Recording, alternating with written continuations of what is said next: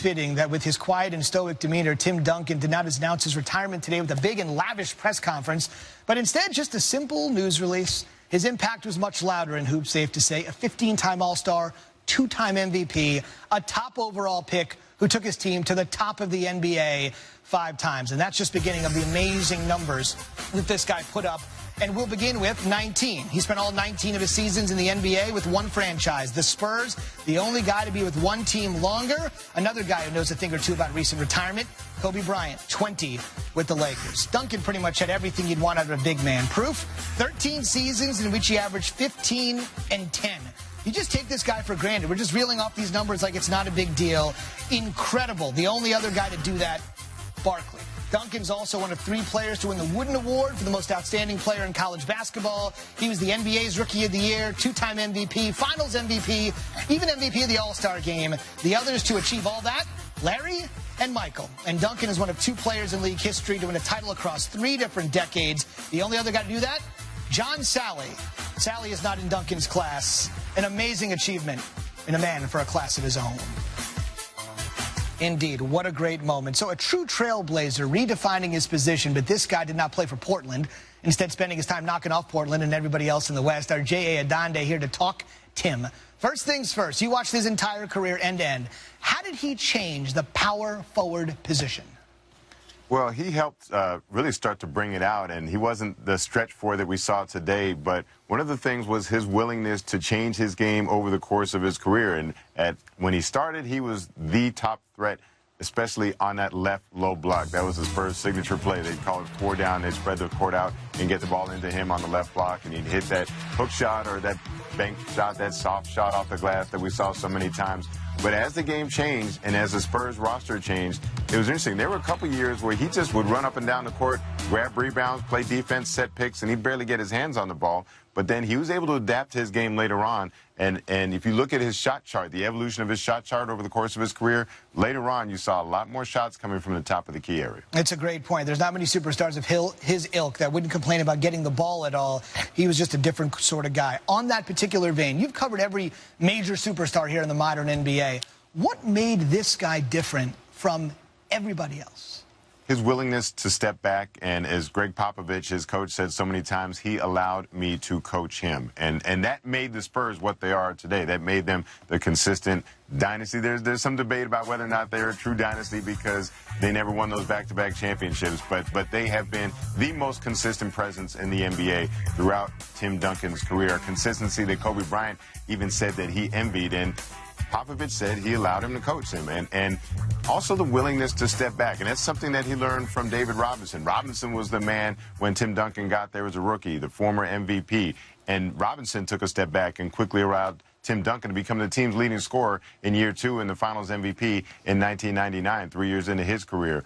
But then Tim Duncan did the same thing later on as Manu Ginobili and Tony Parker started to assert themselves. And then you saw it at the end with Kawhi Leonard and also LaMarcus Aldridge as well. Tim Duncan was willing to step back. Even though he was the man in San Antonio, he allowed them to have a greater share and even really take ownership of the team. That's a great point. In a league that is dominated by players, it's a players' league. To allow a player to be coached by a guy like Pop says a lot. Before I let you go, you kind of mentioned it here. He won as many titles as Kobe did, 5, but the dynasty question's out because the Lakers went back-to-back-to-back, as you know, and the Spurs, as you referenced, never went back-to-back.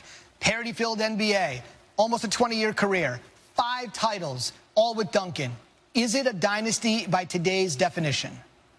I think you can say that, especially when you see so much player change. You don't see players staying with an organization the entirety of their career, but you saw that with Tim Duncan, Manu Ginobili, and Tony Parker, what they built up there. And all those numbers you mentioned, think about this. If not for that Derek Fisher shot with 0.4 seconds, if not for that Ray Allen shot with 5 seconds left in Game 6 of the 2014 Finals, if not for a Dirk Nowitzki 3-point play with 21 seconds left in a Game 7 in 2006.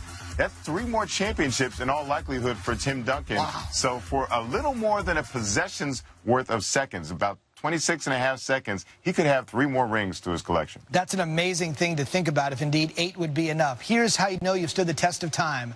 Tim Duncan, over the course of his career, had 140 teammates. And I'm pretty sure they'd all say the same thing. Congratulations on retirement. You deserved it. J.A., thanks, man. Thank you.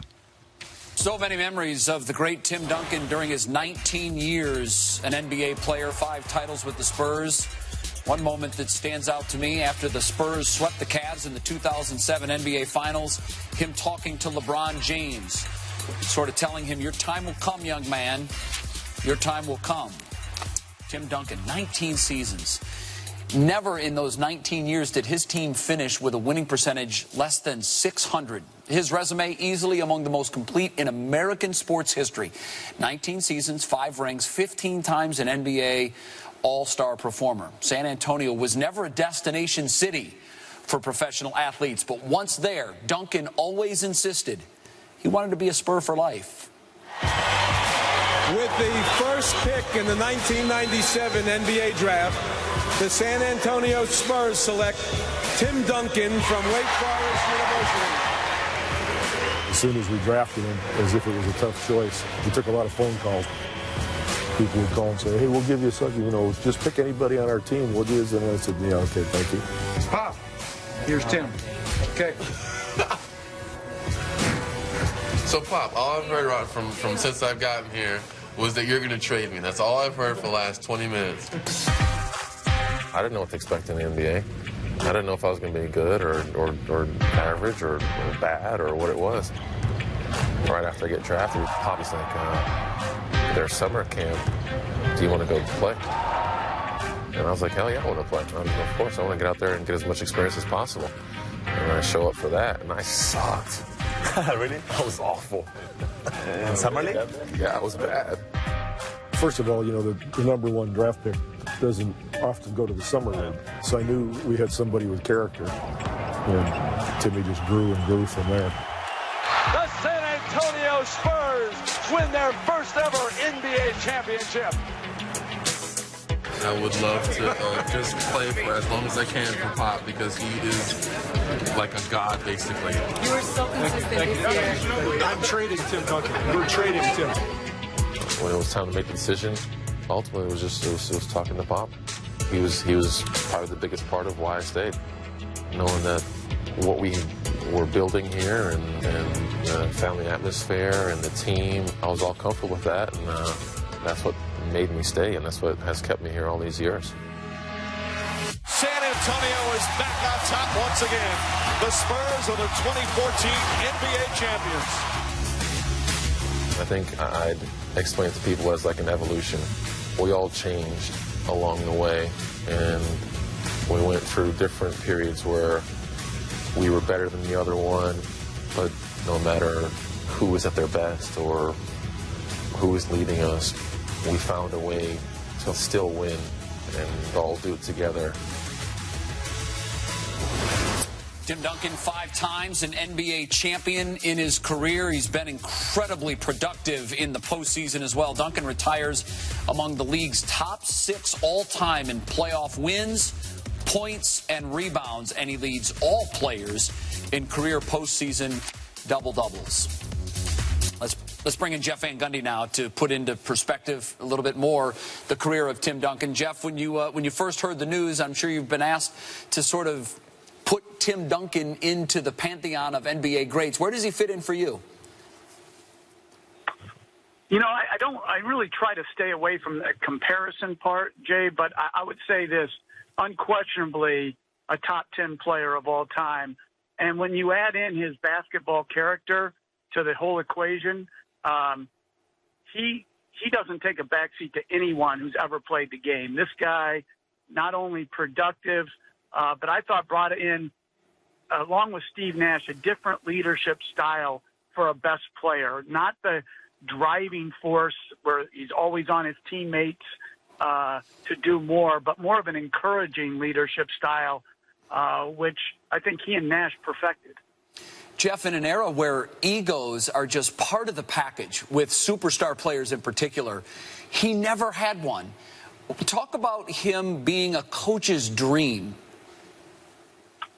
Well, I think he had the right amount of ego, Jay. I think you have to have ego to be a great all-time player in any league, but particularly in the NBA where the competition is so stiff. And so I think he had the right handle on how much ego, and he had team ego more than self-ego. And I think if you ask Greg Popovich, he'll always be indebted to Duncan because when you have one of the all-time greats play for you, they either give you credibility or they snatch your credibility away, not only by how they perform, but how they deal with you and how they accept coaching. And one of the great things for me is to always watch Duncan get coached hard. When he got coached hard by Popovich, whether it was in practice or games, he didn't necessarily always like it or agree with it, but he always took it. And when your best player takes hard coaching, every other player falls into line. And I think Duncan's coachability was one of the highest I've ever seen from an all-time great player. We talk about players sort of matching the personality of their coach, and certainly Pop and Duncan were a perfect fit for one another, but also the city for which he played, San Antonio, similar to Tim Duncan's personality and style. Perhaps a little underrated, but they seem to be a perfect match, San Antonio and Tim Duncan. They were, but I would say this. I think he would have been a perfect match whichever city he would have gone to, because he had his, he was humble enough to be as great as he was and perform regardless of where he played.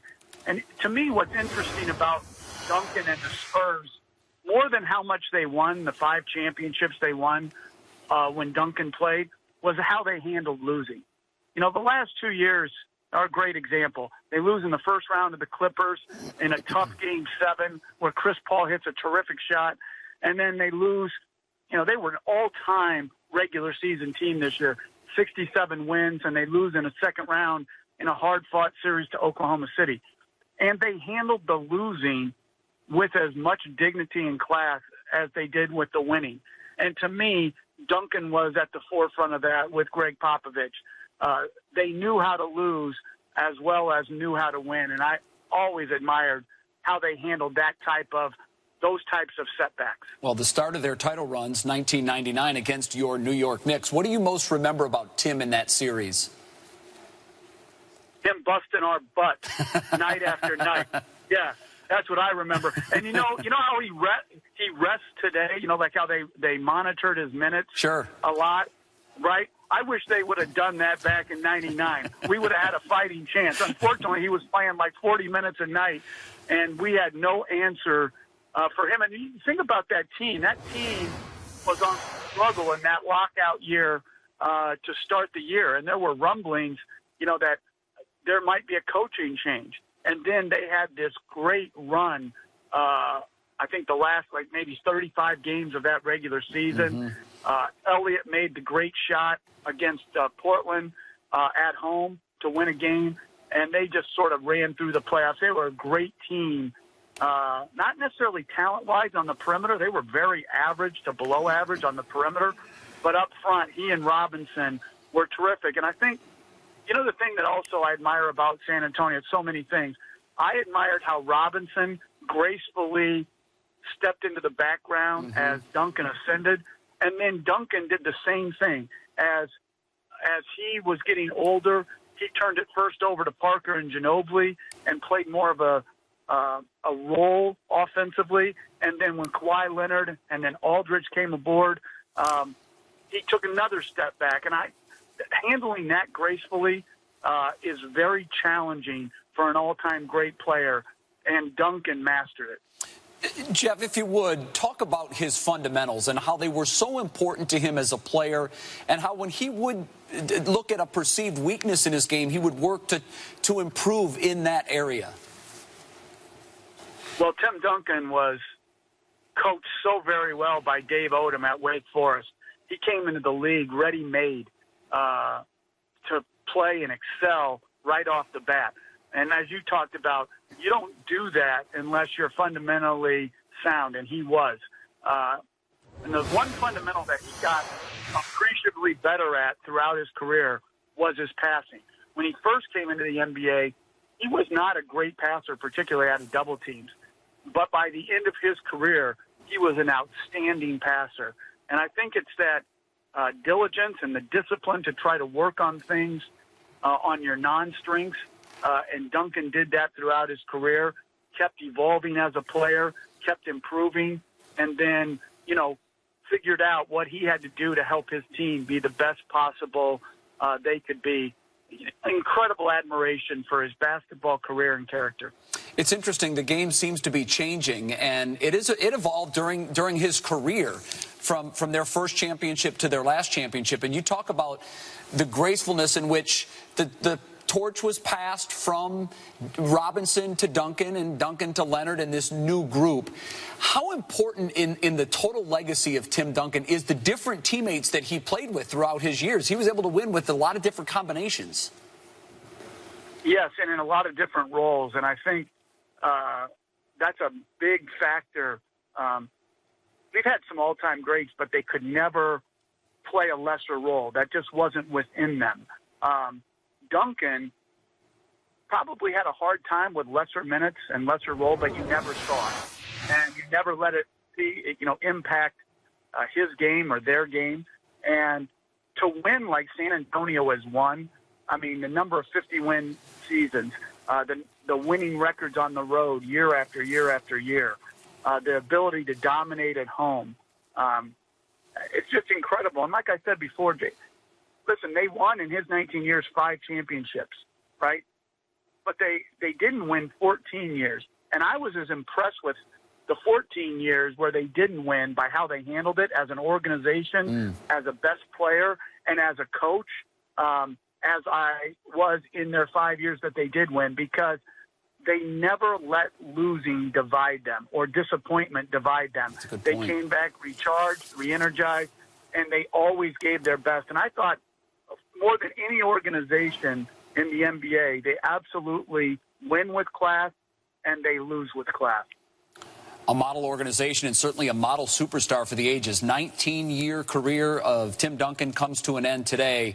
During those 19 years, the Spurs won 71% of their games. No team in pro sports over that same stretch won as much. Jeff Van Gundy with us on the retirement of Tim Duncan. Jeff, thanks. We appreciate it. We're back to put a close on the Sports Center, recapping the career of Tim Duncan right after.